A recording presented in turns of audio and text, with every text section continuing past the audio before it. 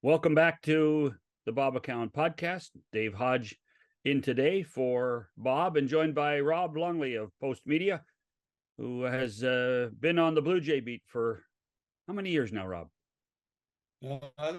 Going into number 8, John. Wow. I met you when you were just a media guy. You were writing about media, you know. Anyway. Well, we're going back decades. Yes, I know. Anything of note for the Jays, particularly coming out of the general managers meetings in Arizona? Not really. I mean, it's the same thing every year at the GM meetings. Essentially, what you hear is that Ross Atkins, like the majority of teams that are trying to improve themselves, are in on everybody. Any free agent, oh yeah, we've talked to their agent, we've done this, we've done that. We're essentially in on everybody. And the way that I've kind of come to understand how it works, John, is it's the complete opposite of hockey's quote unquote free agent frenzy. It's this thing is a slow play. It kind of takes forever to unfold. You tend to see things really heat up when the winter meetings arrive, which is the first week of December in Nashville this year. And the GM meetings are generally the spot where the GMs, as they like to put it, lay the groundwork for their off season. And by that they mean they talk to all the other GMs and they talk to the agents, and the sales pitches begin and tend to unfold over the next couple of weeks. And once we get through the winter meetings, if there isn't majority business done there, then they really start to pick up. And the other thing in baseball is, the two biggest pieces really have to unfold before everything else seems to afterwards. And that would be Shohei Otani and Cody Bellinger this year, and whatever clients super agent Scott Boras has. Yeah, that's right. Well, we'll start there then, or I will. If the Jays are in on anybody and everybody, are they really in on Shohei Otani? I don't know. I mean, I would say that they are in that they would be kicking the tires on him at least, and just to see what it's going to cost to get him here. I suspect that, by everything you tend to read, that Otani would prefer to stay in California on the West Coast, or I suppose New York would be an option. But he seems to thrive on the big market, on the big media market. There's a Shohei Otani beat unto itself that goes to every game. At least a dozen reporters from Japan follow him wherever he goes, and so he's used to that glare. He's adapted his lifestyle, his professional lifestyle, to it, and I suspect that he would want to stay there. Now, having said that, the Jays have shown that they're willing and able to spend money. They've unlocked that Rogers Communications vault over the last couple of years, but I don't know if they're willing and able to spend the kind of money that it's going to take to get Shohei Otani. Just on that, from a million miles away, how do the dollars work on Otani when he can't pitch next year? I mean, is that the biggest question mark? Well, I don't think it's going to matter much because of the star power that he has, and obviously he's as good, almost as good a hitter as he is a pitcher. In some ways better. And I think if anybody who signs him is going to be signing him for multiple years, 5, 6, 7 years. So you're going to get the best of Shohei Otani a year or two into that contract. And Shohei Otani as a hitter, it has some value. I think whoever gets him is going to be paying as much for Shohei Otani, the player, as they are for the guy that you can market, because he is a global superstar. He's arguably probably not even arguably the biggest superstar in the game right now. One of the biggest superstars of any sport in North America, and attached to that, there's a ton of value marketing wise. I think it's too easy to just put him with the LA Dodgers like everybody else predicts.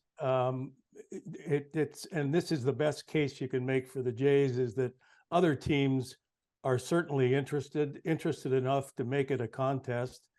And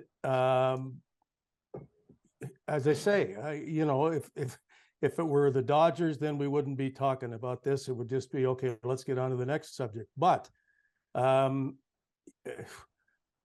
Texas Rangers are the World Series champions, and have they got any more money to spend? Yes. They always have more money to spend.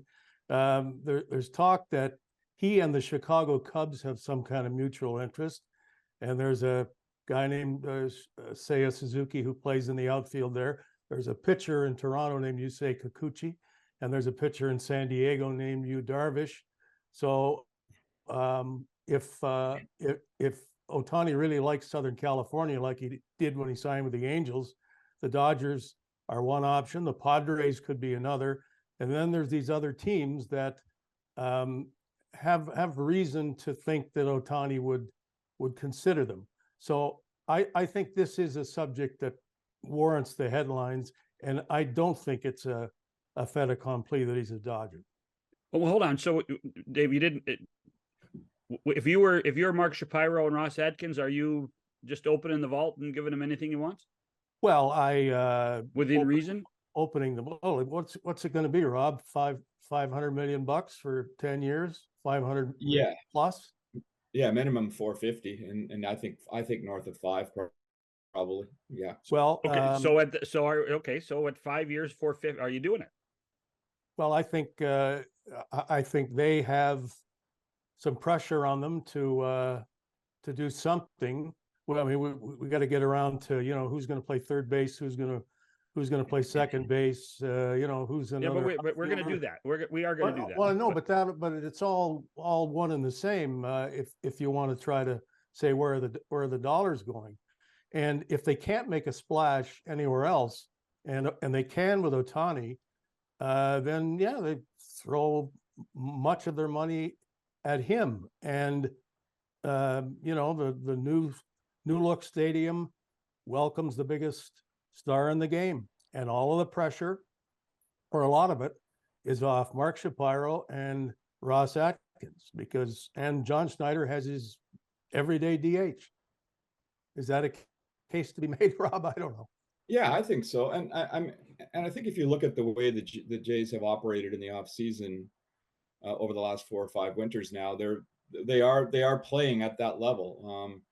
And the George Springer signing, what was it, 120 million for 7 years, was considered a bit of a surprise at the time, right? I mean, that the Jays got him. I think they probably paid a bit of a premium to get him to Toronto. Now, having said that, 120 million is the most that the Blue Jays have ever paid for a player. And so is this ownership group willing to quadruple that to get Shohei Otani? What's the value of that? You're right. They've got essentially a new stadium to fill in terms of new seating, new ticket prices. They've already got a hot fan base, over 3 million people last year, and with a lot of pressure on them. It's an unruly fan base right now. It's an upset fan base. Nobody was happy with the way last season ended. So what better way, as Dave suggests, to take some of the pressure off of that front office by getting the biggest free agent out there? It's just a matter of how much it's going to cost and whether Otani is going to want to come here, and what sort of premium Rogers Communications would have to pay over what the Dodgers would be able to pay. The other thing that's never mentioned is what kind of revenue stream opening the Japanese market commercially would be to a baseball club. I mean, I think that's one of the things that Anaheim has always contemplated and always realized. Ticket sales are one thing, but corporate sponsorship from Japan, and whether we see Japanese signage in these buildings, as we did over the years for when Hideki Matsui, for instance, or Ichiro played in this in North America. But is Toronto that type of market that can take that opportunity and sell the Jays to Japan? There's Major League Baseball gets their share, but there is an opportunity financially to get some money out of the Japanese market for the Jays as well. Yeah, I think that possibility exists, but it would not exist to the same level that it would in Los Angeles and New York, say. Now, having said that, you know this, John, I don't think there isn't a team in Major League Baseball that gets better local TV ratings than the Toronto Blue Jays. Now they have a whole country to capitalize on, but rare is the day that they're less than 6 or 7 or 800,000 viewers, and often over 1 million, which is, there's some pretty lucrative opportunities there. So before we get into the minutia, if we want to call it that, of the Jays, And we're talking about free agents. Does Joey Votto have any interest in this organization, and vice versa, Rob? That's hard to say. I suspect he will if the money is right. I think that he is comfortable enough in his own skin that he could handle being that guy who could come home and to end his career for a year or two. I suspect it wouldn't cost a whole lot of money to do it. But the bigger question that I have is what value does he bring? He's obviously diminished in his production at the plate over the last couple of years, although he can still hit. He's one of these guys that's as pure a professional hitter as there is. And I think if there is some role for him, it might be that he's one of these guys who really understands the swing. He's almost like so he could almost be like a coach in that dugout, a guy who wouldn't get a lot of playing time, be more of a platoon player, whether it be DH or whether it be Spelling Gladborough Jr. over at first base. But he might be a good influence, a good veteran influence in the clubhouse and in the dugout. And for a team that struggled so significantly at the plate last year, having a guy like that as part of your team, if the price is right and if you have roster room for him, wouldn't be the worst thing.